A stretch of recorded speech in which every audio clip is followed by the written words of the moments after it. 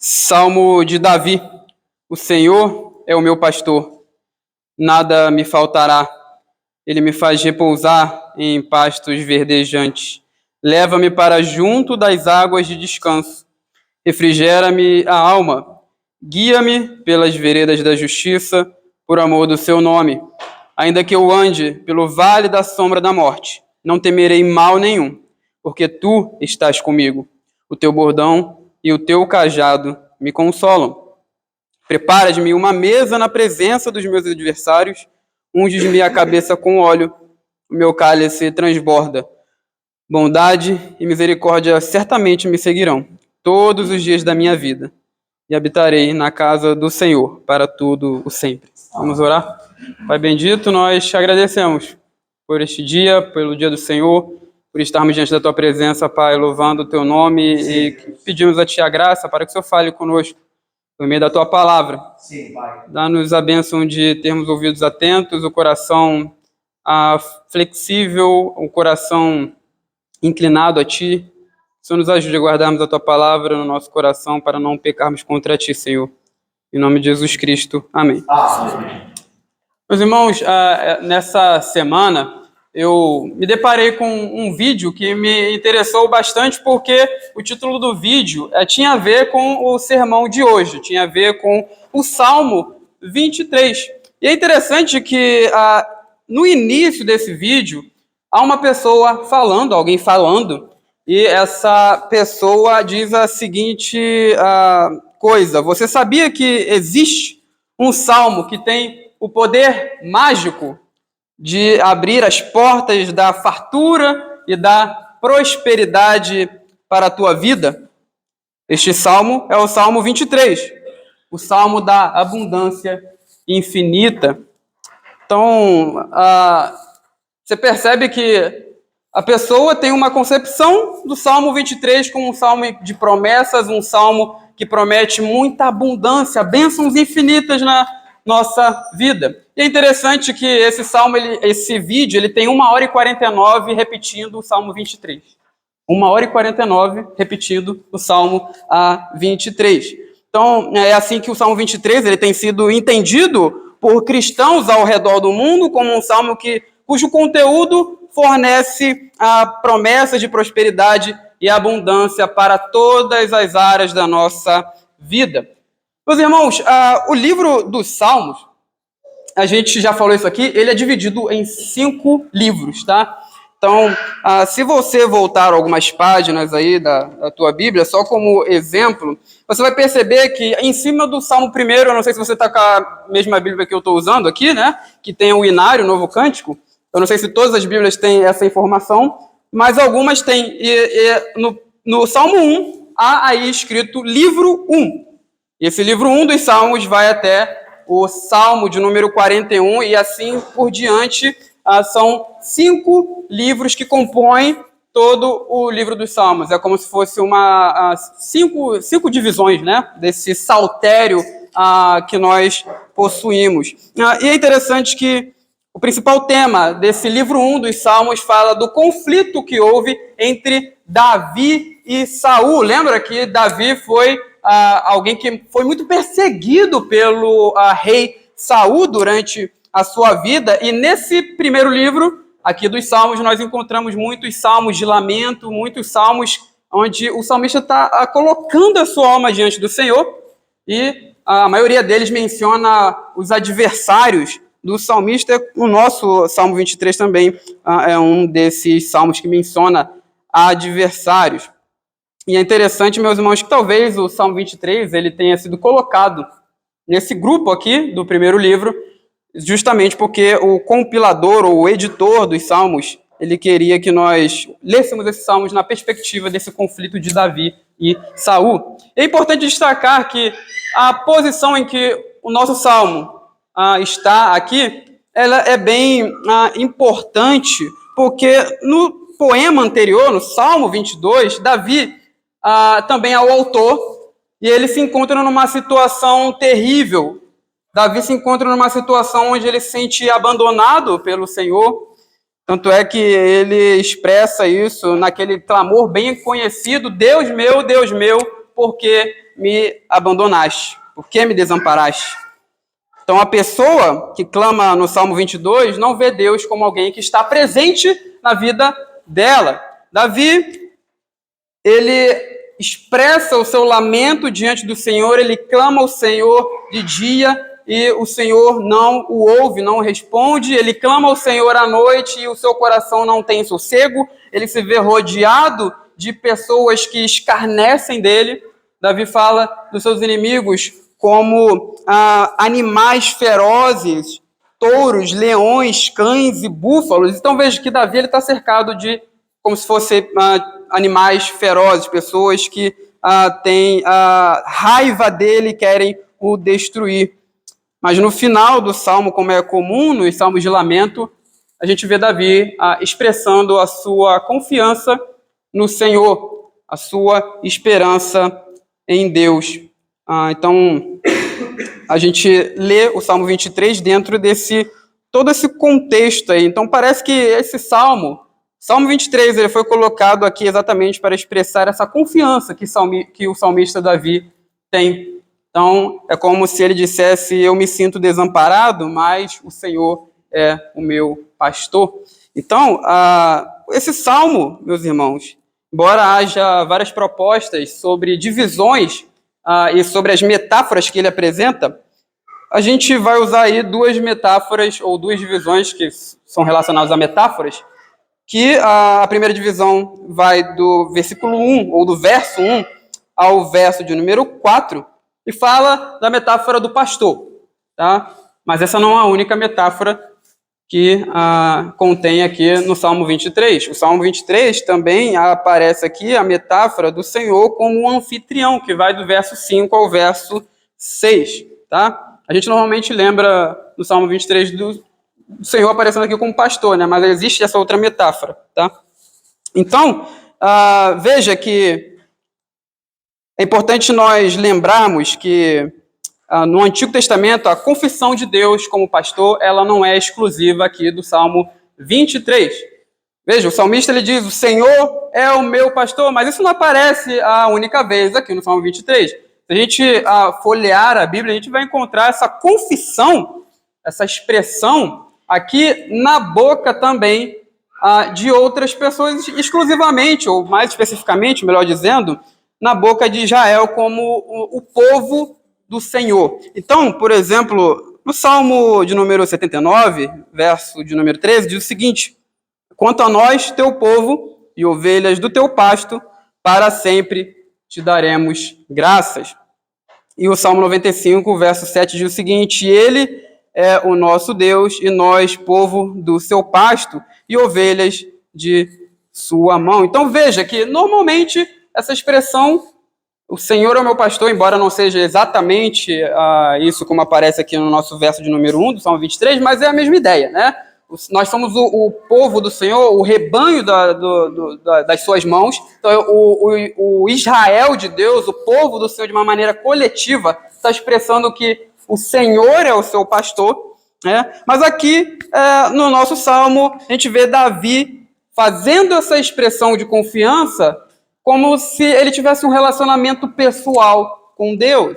Então, Davi vê Deus como seu pastor pessoal. Um pastor que, além de cuidar de todo o povo de Deus, cuida também especificamente dele. Então, veja que Davi aqui, a gente vai ver aí durante a nossa exposição do Salmo, que ele aplica uma metáfora muito interessante, que é a metáfora de Israel, da história do Êxodo e a jornada de Israel pelo deserto, o que mais tarde culmina em Canaã e no templo. Então, lembra que Israel foi guiado pelo Senhor, o Senhor foi o pastor do seu povo, dirigindo o seu povo pelo caminho correto até levar o seu povo para a terra e depois o templo, né, futuramente, anos depois, foi construído. Então, essa confissão do salmista é de alguém que vê esse pastoreio de Deus, que é aplicado a todo o rebanho e celebrado na história de Israel como algo aplicável a uma ovelha individual, aplicável na vida dele mesmo. E Paulo faz isso depois, no Novo Testamento, quando ele fala da redenção que Jesus Cristo nos dá. Então a gente sabe que Jesus morreu por toda a sua igreja, por todo o seu povo. Mas Paulo, ele expressa o seu relacionamento pessoal com Jesus e diz que ele me amou e assim mesmo se entregou por mim. Então veja, meus irmãos, que o relacionamento de Deus conosco, ele é coletivo, ele é comunitário, de Deus com todo o seu povo, mas ele também é pessoal. Deus tem um compromisso com você. Ele tem um compromisso com cada um de nós especificamente. O versículo inicial do Salmo 23, às vezes, ele é entendido de uma forma muito equivocada. Então, veja que Davi, ele diz que o Senhor é o seu pastor e nada me faltará. Essa expressão, ela é entendida de uma maneira um pouco equivocada pelas pessoas. Teve um pastor que ele relata, uma vez ele recebeu uma pergunta de um irmão da igreja. E a pergunta foi o seguinte: você já ouviu falar no plano ilimitado de bênçãos baseado no Salmo 23? E aí, esse pastor, ele fala que ele não sabe se ele ficou mais curioso do que perplexo. Plano ilimitado de bênçãos de Deus baseado no Salmo 23? Que é isso? Como é que esse negócio? Me dá aí que eu quero, né? Então, veja que essa afirmação é baseada exatamente nessa expressão, nada me faltará, que Davi diz aqui. Mas perceba, meu irmão, que quem está falando aqui não é Deus, tá? Quem fala nada me faltará não é Deus que está falando, é o próprio Davi.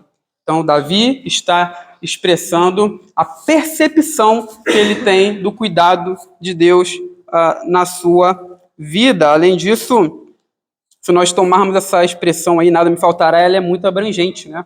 Porque ela deixa pouco espaço para que o crente até mesmo passe por situações de necessidade. E a gente sabe que isso acontece. O próprio apóstolo Paulo, ele diz que ele sabia passar por momentos difíceis, tanto sei estar humilhado, como também sei ser honrado. De tudo e em todas as circunstâncias já tenho experiência tanto de fartura como de fome, assim de abundância como de escassez. E ele termina dizendo: tudo posso naquele que me fortalece. Filipenses 4, 12 e 13. Então, o que Davi ele quer expressar aqui, ele quer dizer com nada me faltará? É importante a gente destacar aqui que no hebraico o verbo aqui faltar, ele está na primeira pessoa do singular. Então, se a gente fosse tomar aqui a expressão de Davi literalmente, mantendo a ideia, seria o texto aqui traduzido como eu não sinto falta. Eu não sinto falta. Então, neste caso, a ênfase aqui do texto ela recai sobre Davi. E, no caso, sobre nós, sobre a nossa pessoa, mais sobre nós do que no próprio Deus. Assim, o Salmo deixa de ser uma promessa na qual Deus está prometendo ali suprir tudo o que nós desejamos e se torna uma confissão de satisfação e contentamento naquilo que nós temos experimentado da parte do Senhor, naquilo que o Senhor tem nos dado no seu cuidado diário para conosco. É interessante que a expressão nada te faltou, ela aparece em alguns lugares da Bíblia, e lá em Deuteronômio 2:7, ela é usada para descrever o cuidado de Deus para com Israel durante o tempo em que Israel estava no deserto. E ali Deus ele diz que nada faltou ao seu povo, não porque ele estava dando tudo aquilo que Israel queria em abundância, mas porque Deus supriu as necessidades de Israel, do seu povo, fornecendo aquilo que é essencial. Então, eu não sinto falta, não é uma promessa, mas é a percepção de Davi sobre o cuidado habitual de Deus na vida dele. E é assim conosco. É por isso que, diante de situações onde nós somos inclinados a dizer e a gritar, Deus meu, porque me desamparaste, nós devemos olhar para a maneira como o Senhor tem cuidado de nós até aqui e estarmos satisfeitos com isso, estarmos satisfeitos com aquilo que o Senhor tem provido, a ponto de nós dizermos, eu não sinto falta de nada. Então, essa esse é o ensinamento desse trecho do Salmo.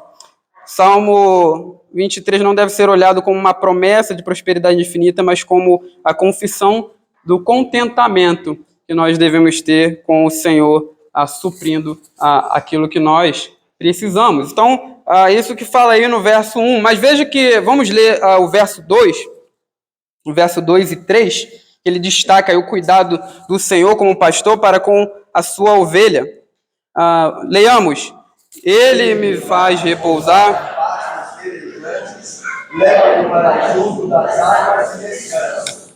Refrigera minha alma, guia-me pelas veredas da justiça, por amor do seu nome. Então veja que a figura do Senhor como pastor aparece aqui no verso 2, 3 e também no 4, a gente vai ler daqui a pouco, mas o verso 2 e 3, eles são colocados aí para ilustrar, para mostrar como Yahvé, como o Deus da aliança age na figura de um pastor. Então veja que o Senhor aparece como alguém que supre as necessidades da sua ovelha. E toda ovelha, meus irmãos, ela precisa de relva, precisa de água para beber, e é isso que o Senhor faz. Ele aparece guiando a sua ovelha, fazendo com que ela repouse em pastos verdejantes e fazendo com que ela se deite em águas de descanso. Então veja que é interessante que Deus coloca Davi aqui, ele entende isso,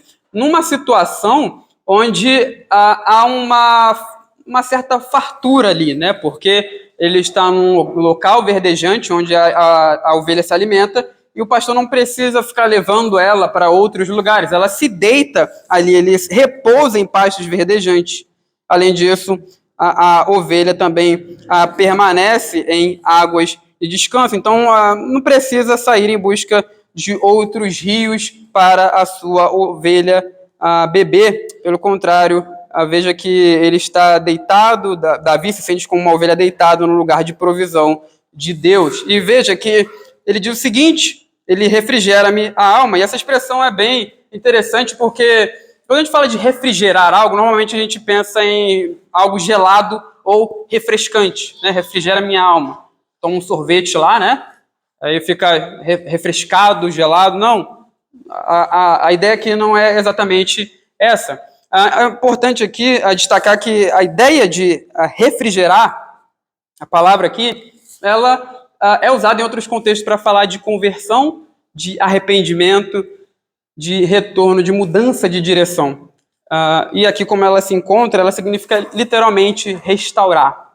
A ideia de que o Senhor restaura a minha vida. Lembra que o Salmo 19 diz que a lei do Senhor é perfeita e restaura a alma. É a mesma palavra lá, né? A ideia de restaurar. O Senhor restaura a minha vida. E se você já ficou cansado e com fome e muita sede, você sabe que quando você se sacia, quando você come, quando você se sacia bebendo água, você tem a sua vida restaurada. Então veja que a ideia é essa, a ovelha ela é levada para um local onde ela tem a sua vida, a sua pessoa, a sua alma restaurada. E é interessante aqui que quando a gente fala de restaurar a alma, principalmente num contexto onde a gente está numa situação complicada, isso é muito importante. Veja que Davi, no verso de número 5, ele menciona adversários,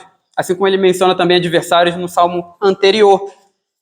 Eu não sei se você já foi perseguido alguma vez, ou se você já teve algum tipo de adversário, pessoa que trama para acabar com a tua vida.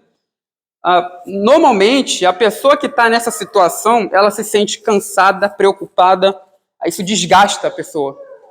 Ela tem ansiedade, fica pensando naquilo, não consegue dormir. Então veja que, num contexto assim, onde nós estamos numa situação de perigo, a ideia de que o Senhor restaura a alma é muito importante. A ideia de que o Senhor traz vigor para a sua ovelha.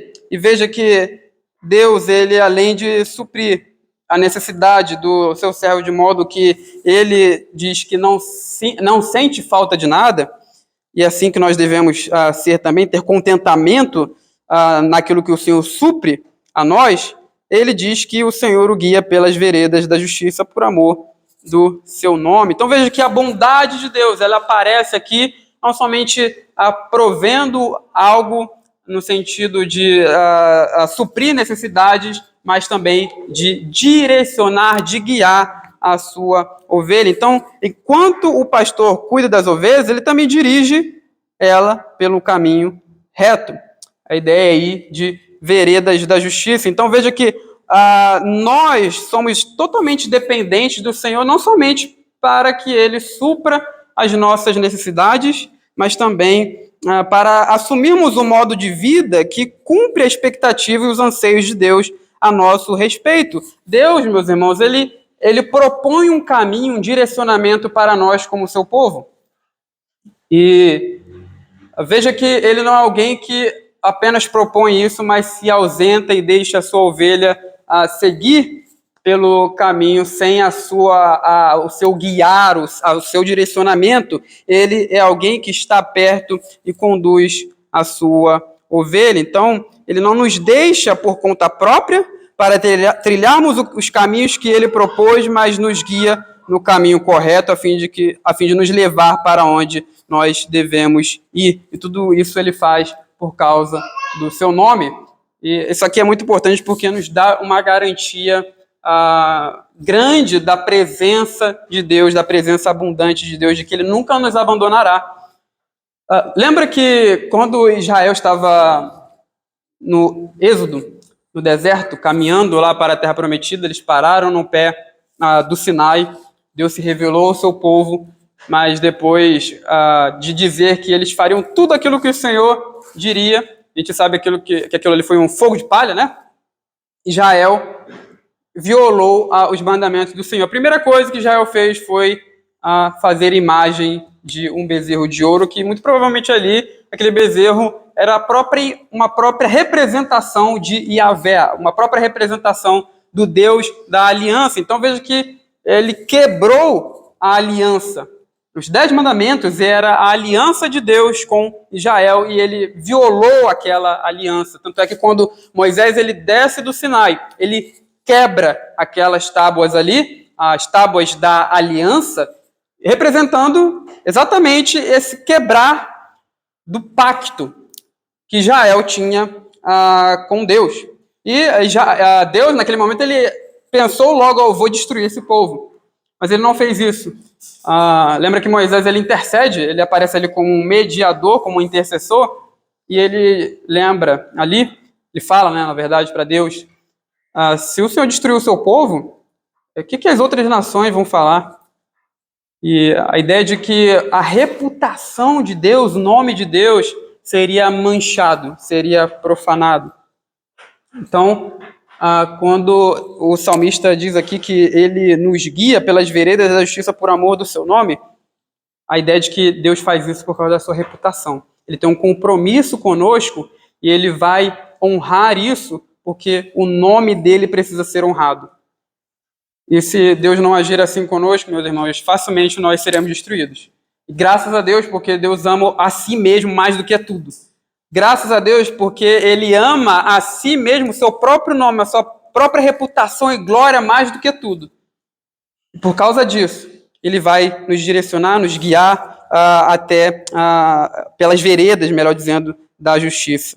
E veja que o Senhor mostra aqui como um Deus bondoso para conosco, porque Ele também protege a sua ovelha. No verso de número 4, ainda que eu ande pelo vale da sombra da morte, não temerei mal nenhum, porque tu estás comigo, o teu bordão e o teu cajado me consolam. Então veja que aqui a imagem que Davi está usando do pastor guiando as suas ovelhas em lugares tão maravilhosos, né? Pastos verdejantes, águas de descanso, um lugar onde ele tem a sua vida restaurada.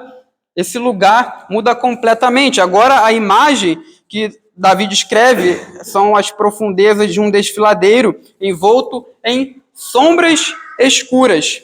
Então ele deixa aquela bela imagem das pastagens, das águas tranquilas, e ele vai para um lugar onde não há grama, não há água, o vale de sombra da morte, que literalmente é o vale de sombra profunda, o vale de treva profunda, melhor dizendo, que a ênfase do salmista é mostrar o perigo, um lugar de ameaça, um lugar hostil para a ovelha. Mas veja que, ainda que esse ambiente seja terrível e você passe por esse local, isso não acontece sem a presença do pastor. Ele está ali para proteger e guiar a sua ovelha. Perceba que a ovelha, ela não está passando por aqui, por esse vale de treva profunda, porque ela quer, tá? Davi não está mencionando, não está ilustrando, usando a metáfora de uma ovelha desgarrada, de uma ovelha que saiu ali debaixo do cajado do pastor e foi para um lugar desconhecido, onde ela não sabe, né? Um lugar onde ela se perdeu. Ela está lá porque o pastor levou ela para lá. A ovelha está nesse vale porque o próprio pastor guiou essa ovelha para esse lugar. Mas ele está lá para proteger.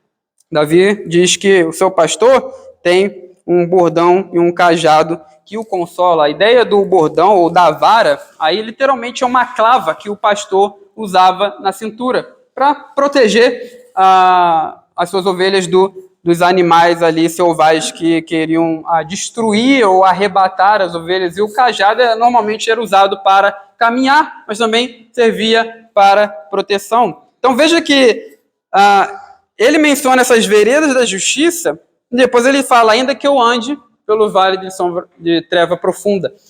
Perceba que, meus irmãos, o caminho reto, o caminho de justiça, nem sempre é sem desafios.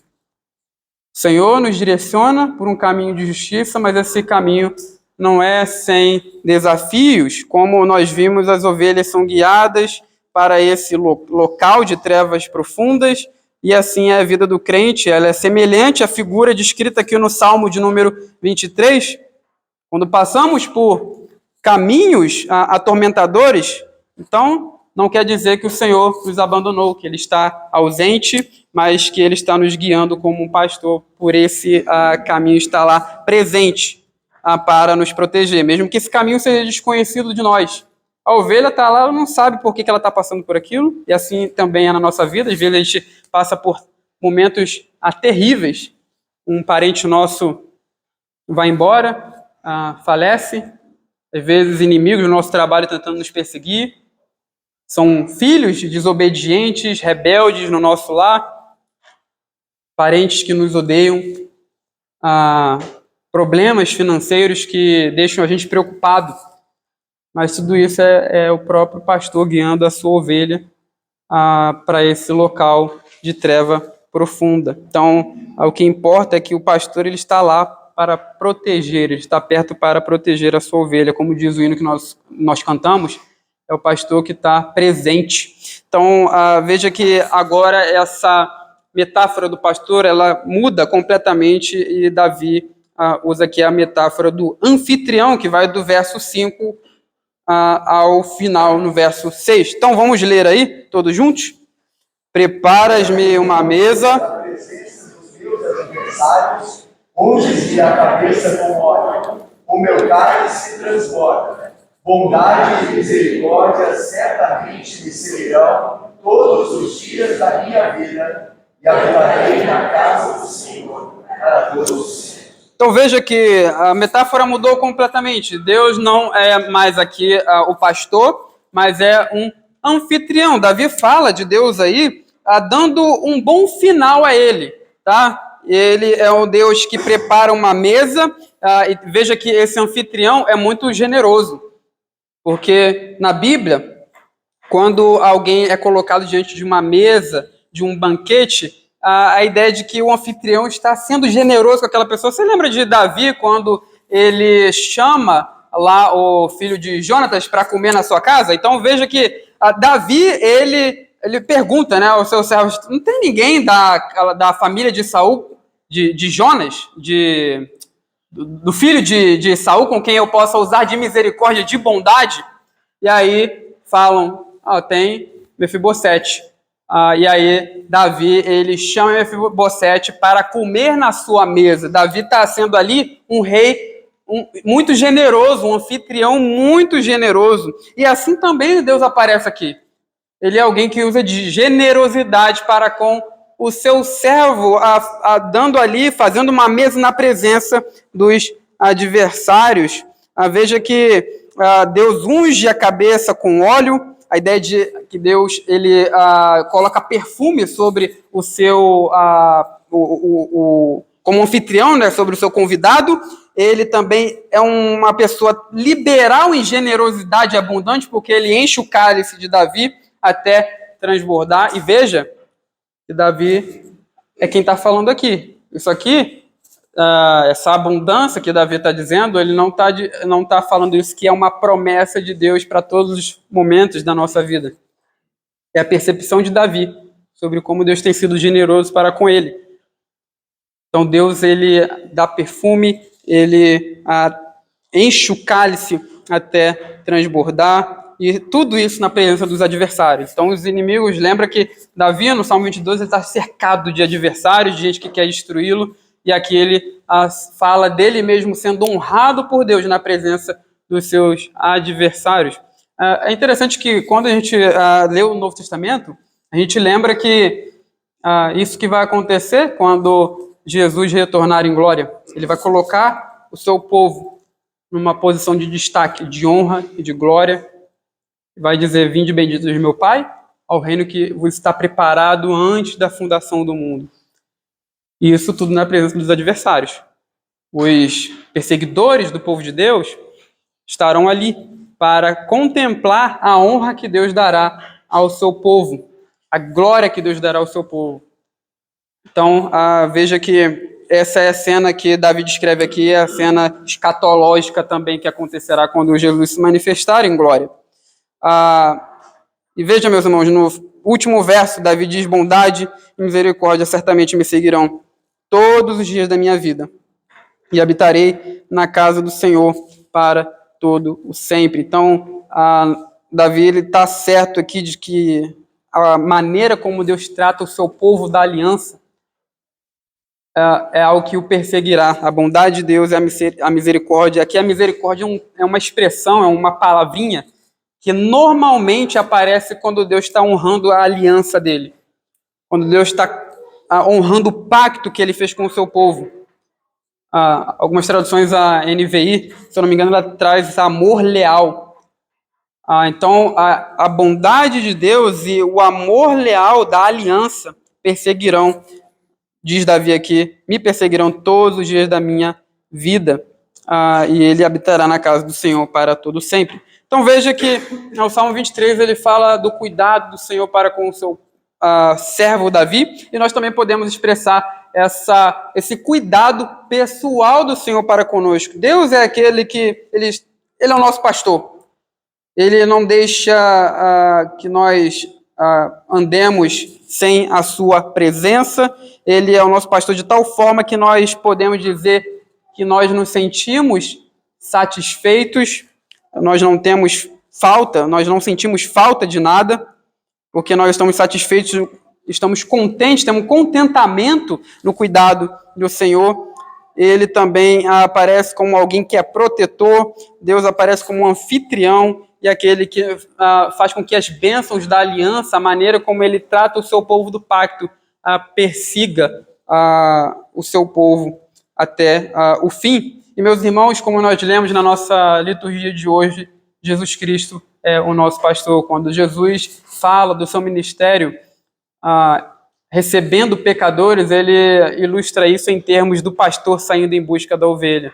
Cada um de nós estamos aqui exatamente porque o bom pastor, ele saiu à nossa busca.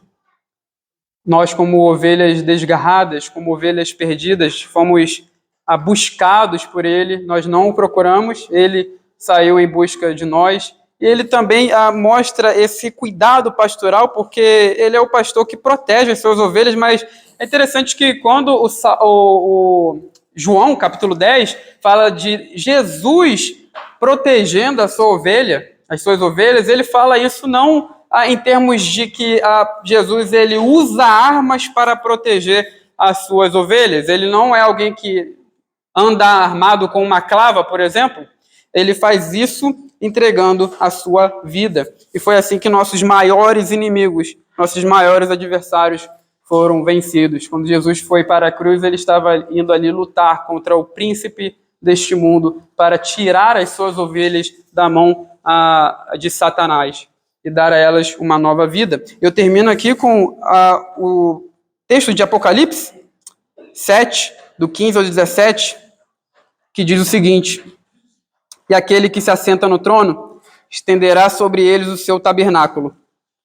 Jamais terão fome, nunca mais terão sede, não cairá sobre eles o sol nem ardor algum. Pois o cordeiro que se encontra no meio do trono os apacentará e os guiará para as fontes da água da vida. E Deus lhes enxugará dos olhos toda lágrima. Amém.